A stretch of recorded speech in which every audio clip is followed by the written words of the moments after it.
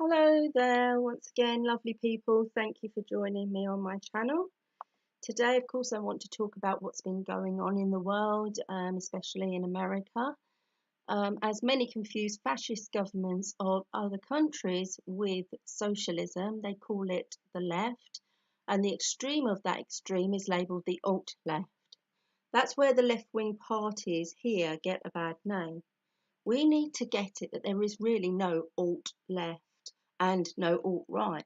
Those of extreme or left or extreme right ideology have the capability to become extremists when the right environment. The former Soviet Union was not anything remotely resembling socialism, and ditto that of North Korea. Extremism is the problem in all incidences. But when it comes to extremism from the so-called alt-right or the far-right extremism behaviour that we're seeing in many examples today, including and especially that of Charlottesville, all I can see is the right-wing media, right-wing politicians and leaders failing to condemn such extremism.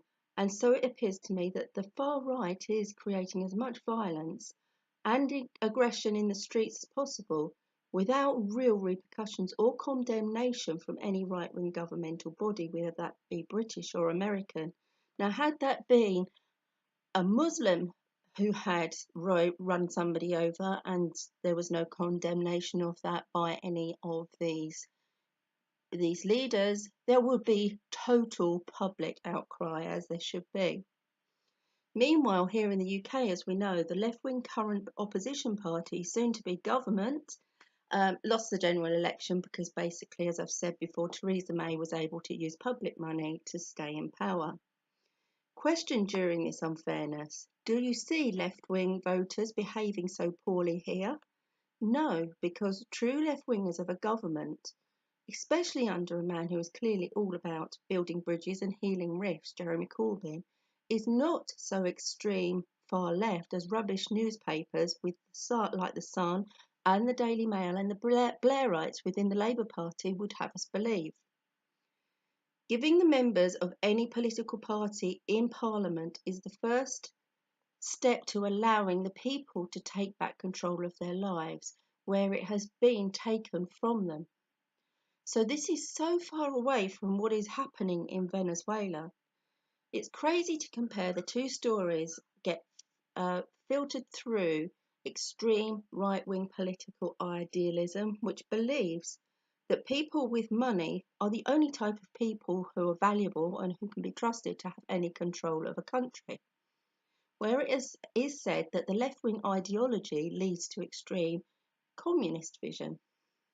Corbyn's Labour is clearly nothing like this idealism, as true Labour politicians like Jeremy Corbyn wants to give the members of the party a say in Parliament. As the likes of the Blairites call themselves centrists, these individuals themselves are a part of the problem, where their ideas are further right than they are central or centrist. It is this view of their political standing that pushes Jeremy Corbyn's views to appear further left than they really are. Quite frankly, I would rather see voters and members of the Labour Party have more control than I would like to see the current voters and members of the Tories. It appears to me, from what I've witnessed in 51 years I've been on this earth, that it is the left who believe more in peaceful protesting, as we see at Jeremy Corbyn's rallies.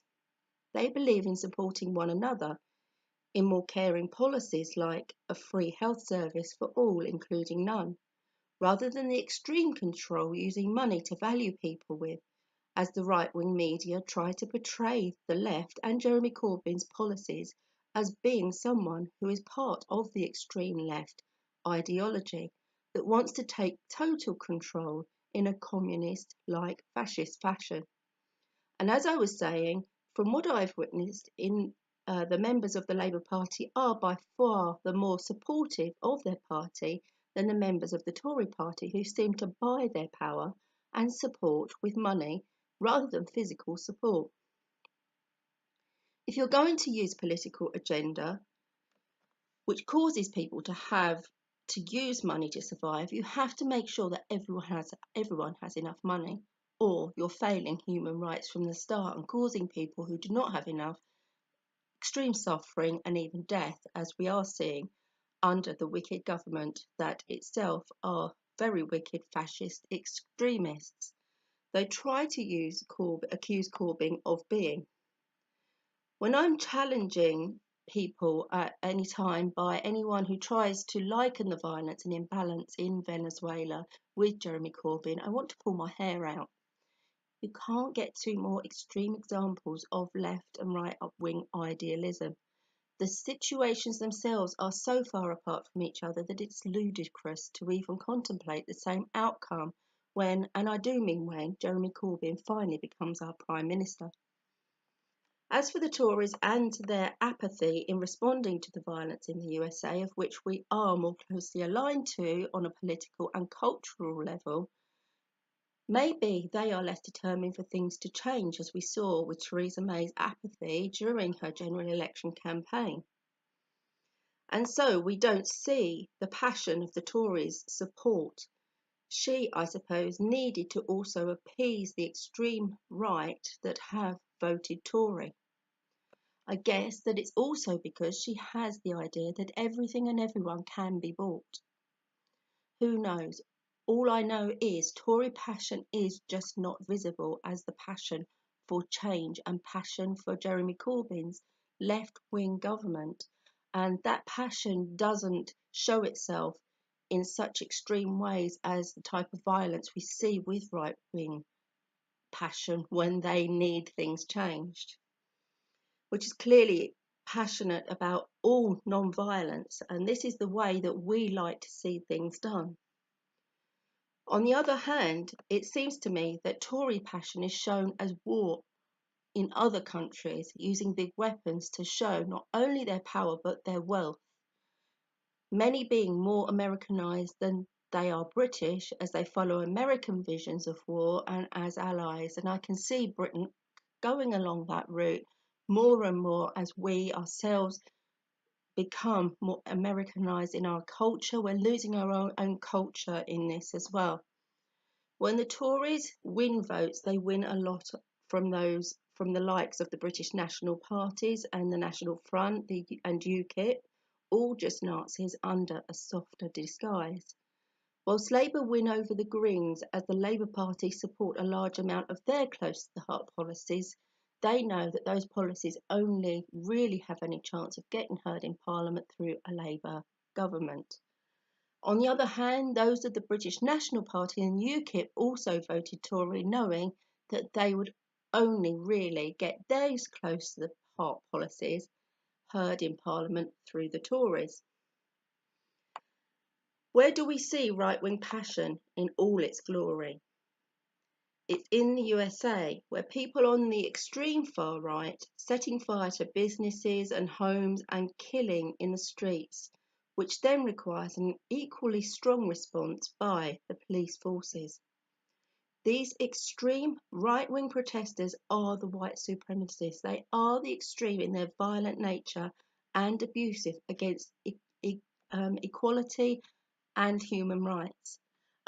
Where here in the UK, we have a government who, in its ultimate wisdom to appease those extreme right voters, currently wants to tear up the human rights bills so that they can abuse the rights of refugees. But in this, we all lose our human rights too. We need to get that.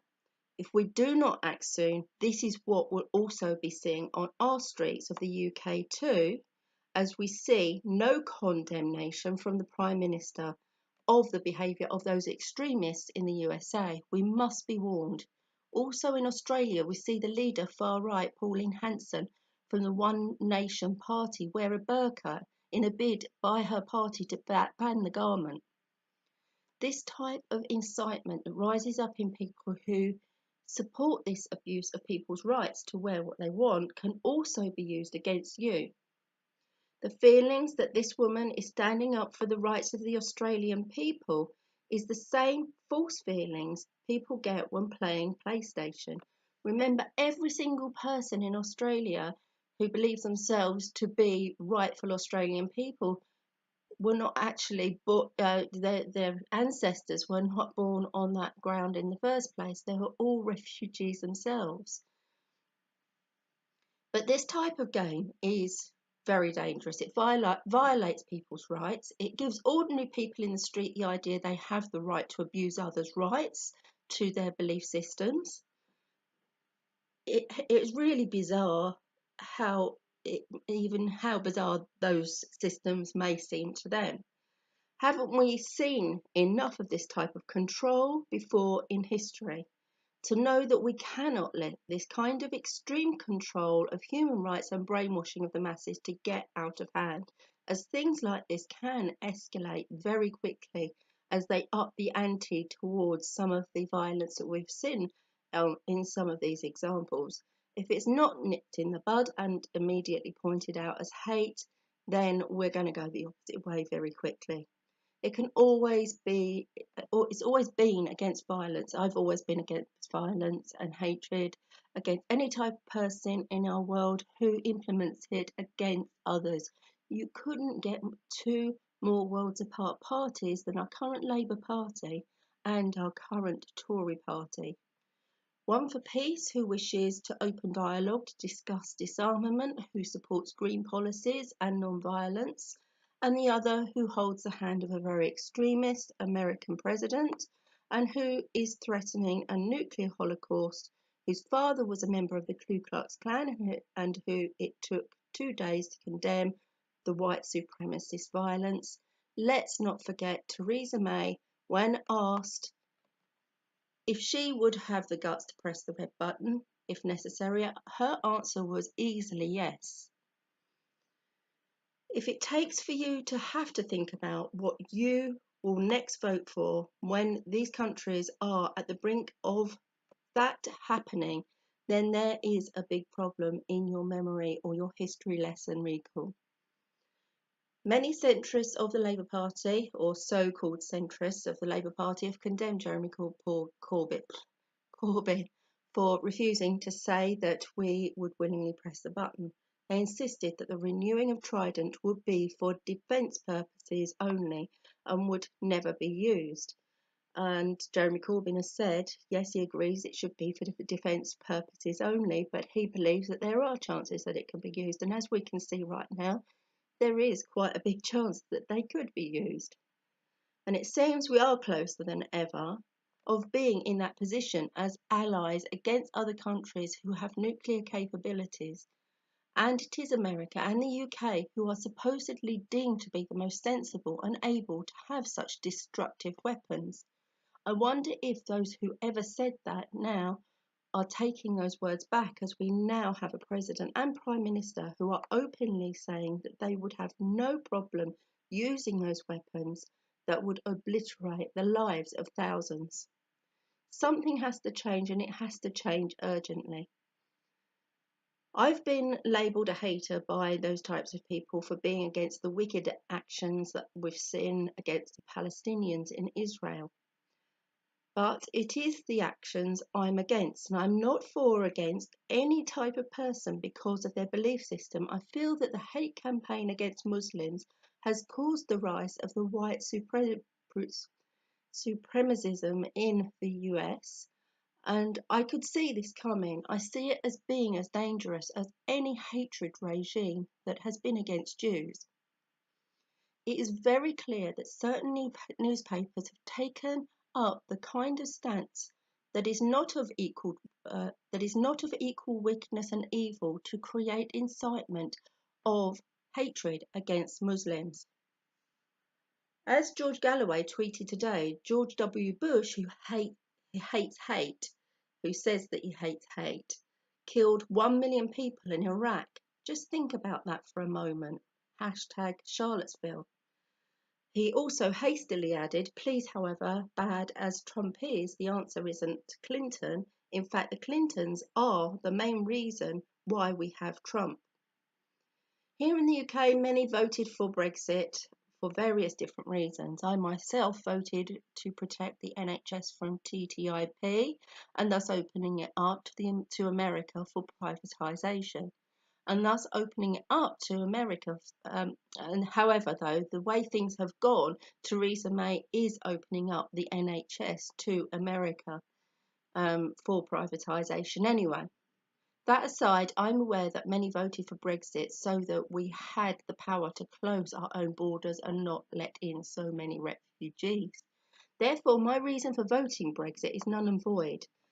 And I think given another referendum, I would likely abstain from voting because of my Brexit vote. It appears that I am among the same types of people who would want to close borders to stop people fleeing for their lives. That for me is unacceptable and far beyond why I cast my vote as I did.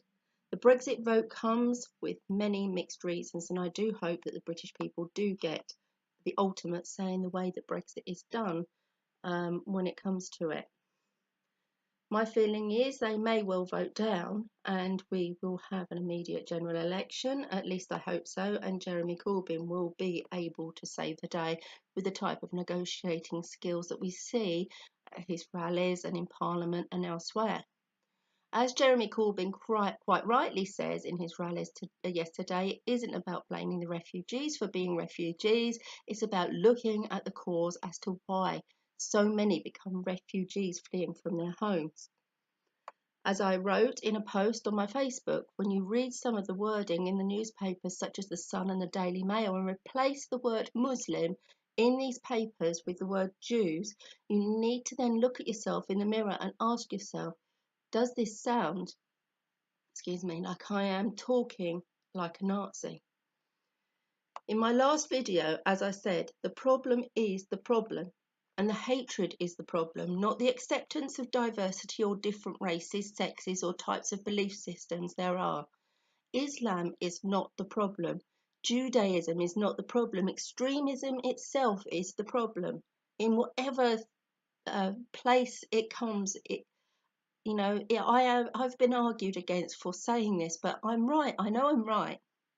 And I'm being proven right by the sheer hatred and violence raising its head now, extremism of any ideal, whether it is of Islam, Christianity, where it protects paedophiles and fails to protect children, extremism of any political ideal, even feminism. I say to them, feminists, please don't stand up for my rights in an extreme way.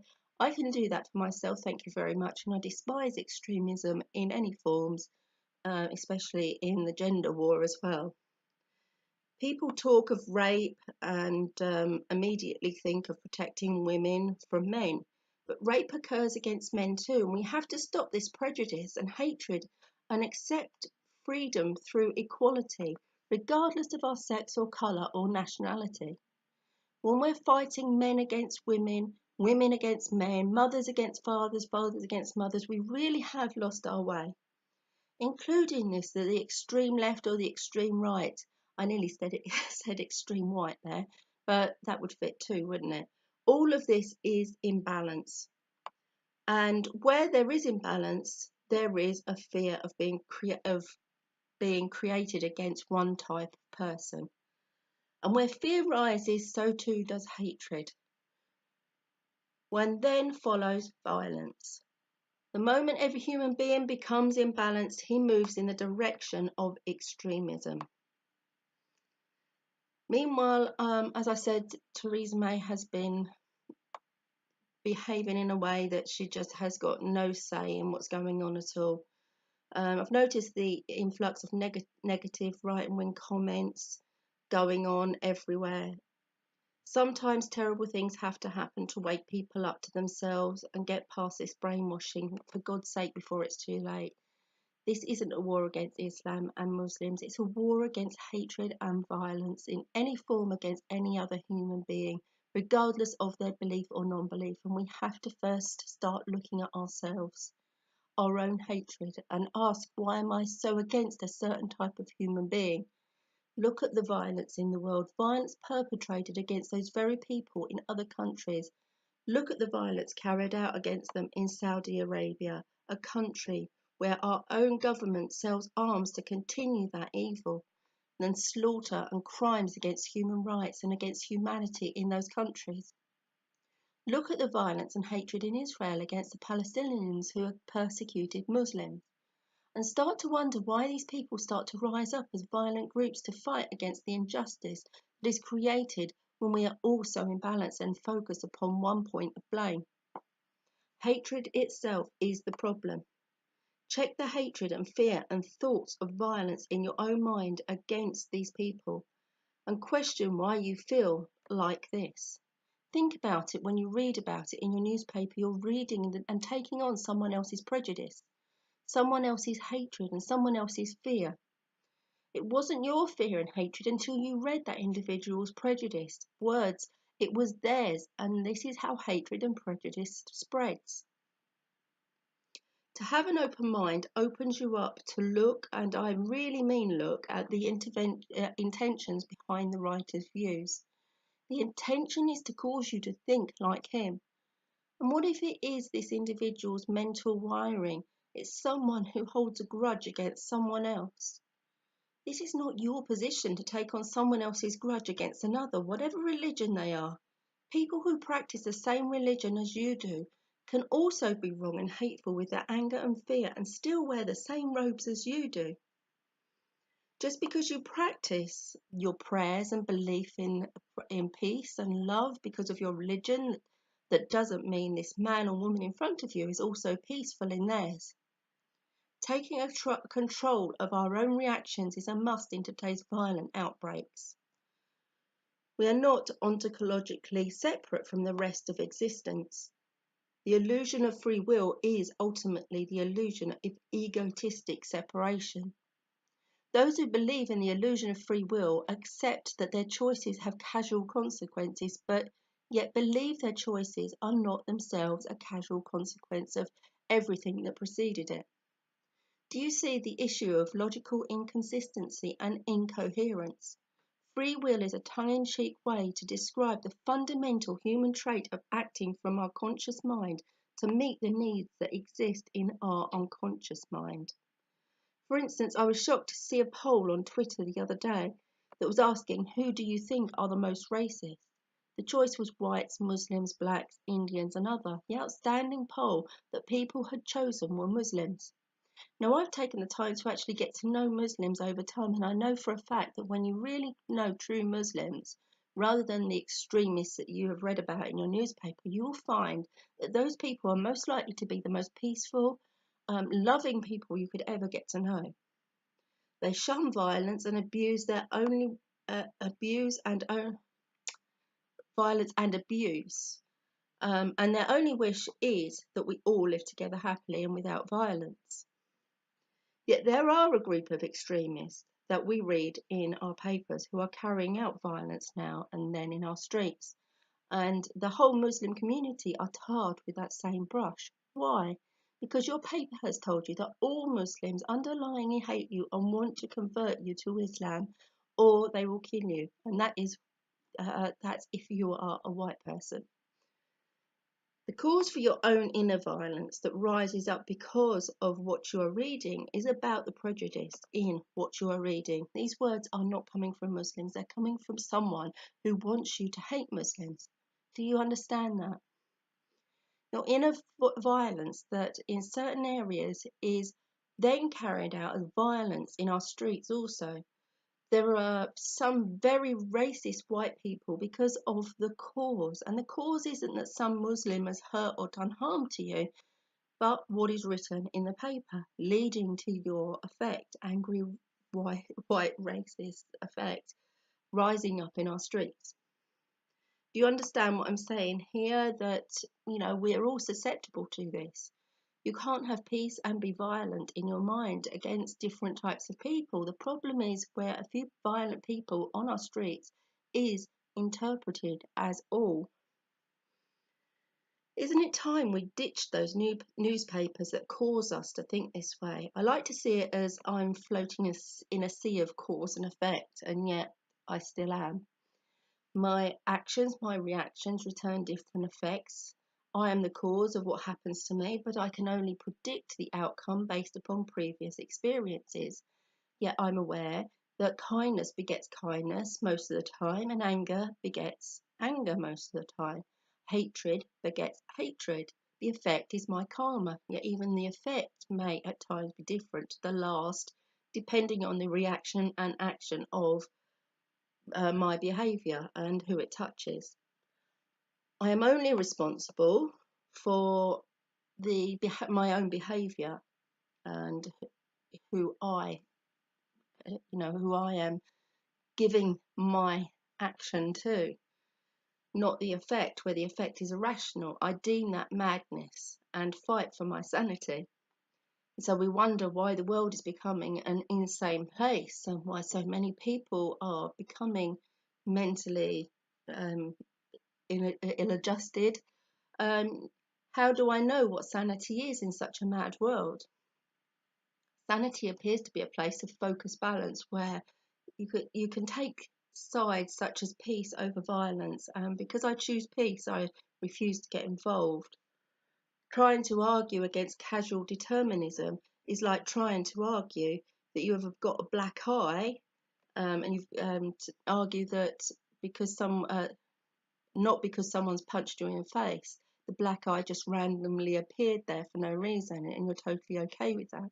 It's not possible not to take sides when you're being attacked, but to blame a type of person for one man's action is a form of insanity. We must stop labelling the attacker with their colour, race, religion and belief. All people of that colour and religion are the same, and that is the only rational answer. Give blame to the individual who causes the trauma, not to their group. Identify individuals who are extreme in their actions and punish them as individuals by name, not by label. For instance, this individual just attacked me because of his hatred, because of his extremism. It's caused by an irrational fear of the colour, race or religion. When we realise how irrational it is that we point at an individual and label his or her hatred and violence with their belief system or even their country of origin, but instead label it with hatred and violence, we may have a way forward in eliminating the hatred that rises up in regards to the groups and labels we so violently and eventually go to war against. Donald Trump is clearly a violent man, violent against humanity. Kim Jong-un is a violent man, violent against human rights and humanity. Theresa May wants to tear up the human rights bill. Don't pretend she's not also violent in her views too. Each member of the Ku Klux Klan are violent individuals that make up a group that they label and cause us to feel threatened by. But let's take the power out of the group. Individualize violent men and women to exactly that, violent individual men and women. Because when you take one of these people out on their own and confront them, they just break down in tears. There have been some that have recently been identified on the internet. Individuals that were involved in the Charlottesville violence, individuals' faces were being recognised, and some have lost their positions in work. It's time that this happens more. Let's call it what it is: hatred, not Islamic, not Islamic hatred, not white hatred. I mean, I'm white and I'm not hateful. It's what it is: evil, violence, not Islamic, not black, not white, not Muslim or Jew, not American or British, just violence. Violent individuals who each need to get into gangs in order to express the reason why they have come to the conclusion for their own imbalance, where hatred for a certain other group is actually the illusion. I'm here right now, not in a gang, speaking my views as an individual. I don't need a group or a gang to speak up. The group itself has no power when we stop giving those groups the power. And so there is nothing for them to stand behind. Erase the man-made borders between ourselves. They are non-existent. And as Gandhi quotes, we must cleanse our society of all the parliamentary organisations because they are the embryo of murderous military adventurism. As we know, deep down in those organisations sit a lot of very rich, scheming, angry, hateful individuals running our countries. Like I've said before, when I say that I'm a spiritual person, I mean that in a very philosophical, deep way, not in a way that I feel I belong to a religion or a group. my beliefs are my own, and often it's good to share the ideas that have a positive healing effect upon the whole, rather than the negative that we constantly take on when that belongs to others and that causes us to experience the uprising of violence inside, or the excitement that we're winning, which causes the violence inside. Anger, violence, hatred, and the resulting war begin in the minds of men. It can also end there too. I tell myself I refuse to be part of the problem, only a part of the solution, or in other words, do what Jeremy Corbyn would do. Don't be fooled whether it's IRA, Venezuela, or the Falklands. The goal is the same: to discredit a man who wants to go and stop the greed and unfairness and seek for solutions. And that's what we all need to do. Hopefully you'll join me, Jeremy Corbyn and the like, in bringing about more peace in the world rather than what we're seeing right now. We need this change to happen. Bless you all once again for joining me today. Love to you all. Mwah. Hope to speak to you again soon. Bye for now.